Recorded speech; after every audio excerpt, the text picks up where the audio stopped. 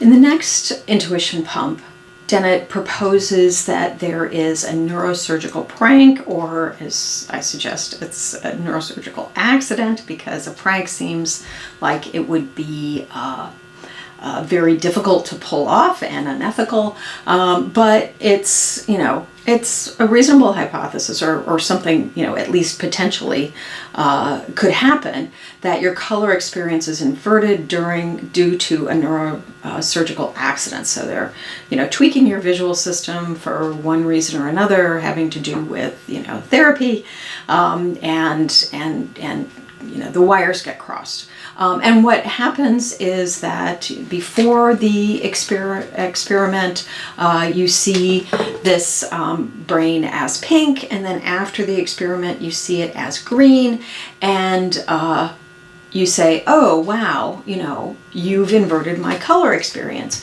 And this seems to be a kind of inverted spectrum, but a physicalist version of the inverted spectrum. So on this kind of an account, we have a neurosurgical, a neurological explanation for what your color experience is, because we can tweak it in this way. So the neurosurgeon can figure out what wires determine you to have a pink experience and what wires determine you to have a green experience, and get those crossed or get those uncrossed in order to fix you. And so that would mean that your color experience is physical, that we can tweak it in these sorts of ways. So, that seems good from a physicalist perspective. But Dennett's not happy with that either, and we'll see a little bit more why when we learn more about his eliminativism later in the semester. And so he proposes the alternative neurosurgery, pump number 6, where instead of inverting your color experience, the neurosurgeon inverts your memories. You're still having the same experience as before, but your memories of past colors are inverted. So, you're seeing this as green now. You experience this as the same before, but now you just remember that previously it looked pink to you.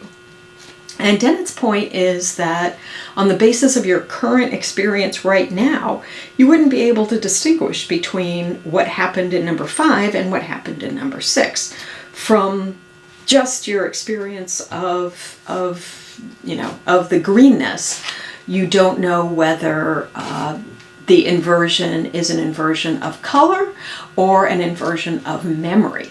And, and this, according to Dennett, makes an important point about, about looking inside the mind and being able to tell what it is that you're experiencing. And this was what Descartes thought. He thought that you could just look inside the mind and you would know, what you were experiencing. You might be being deceived about the source of that experience. So this might be from a green thing or a pink thing, or, or some non-thing in the world, like who knows where this comes from, according to Descartes. But you couldn't doubt that you were having the experience of a green thing. And Dennett wants to say, well, actually you can doubt those things.